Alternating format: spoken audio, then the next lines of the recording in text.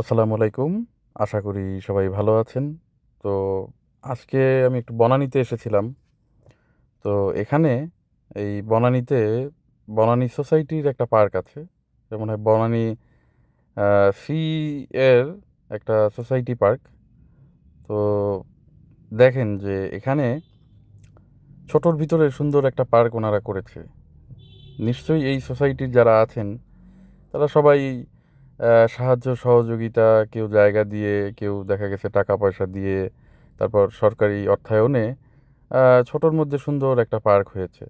এখানে এই যে বাচ্চাদের খেলার জায়গা আছে, তারপরে এই যে সুন্দর একটা ফুটবল গ্রাউন্ড আছে ছোটোর ভিতরে। মানে ছোট বলতে একেবারে ছোটও না, মানে আপনার ওয়াকওয়েটা আছে। এটা তো খুব উপকারী। ওয়াকওয়ে থাকার দরুন আহ, মানুষ চাইলে ফ্রিলি হাঁটতে পারতেছে এখানে। আপনি রাস্তায় হাঁটবেন, সেই পরিবেশটা তো গুলশান বনানী বলেন, বারিধারা বলেন, আর যেখানেই বলেন এখন সেই পরিবেশটা আসলে নেই। যেভাবে অটোরিকশার চাপ বেড়েছে, যত্রতত্রভাবে ওনারা চালান, গাড়িও দেখা যাচ্ছে যে গাড়ি মোটরসাইকেল এগুলাও দেখা গেছে এখন খুব রাফ চালায় আর কি। তো হাঁটার জন্যে আসলে পার্কটা খুবই জরুরি।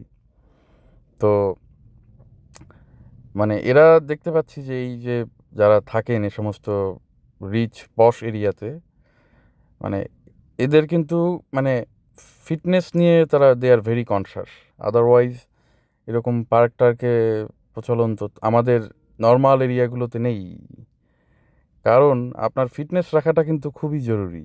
আপনি যে কোনো কাজ করেন, ফিটনেস না থাকলে কিন্তু আপনি কাজটা করতে পারবেন না। আমার ভার্সিটিতে থাকতে আমার এক স্যার ছিলেন।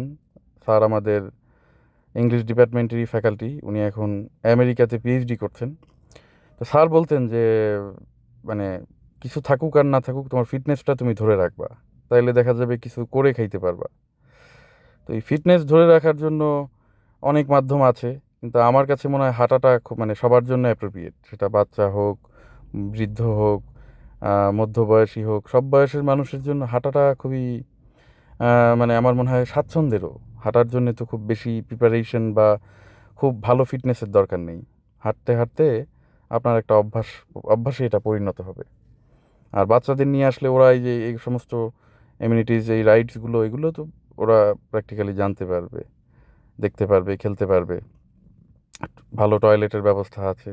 তো সবাই ভালো থাকবেন, দোয়া রাখবেন আমার জন্য।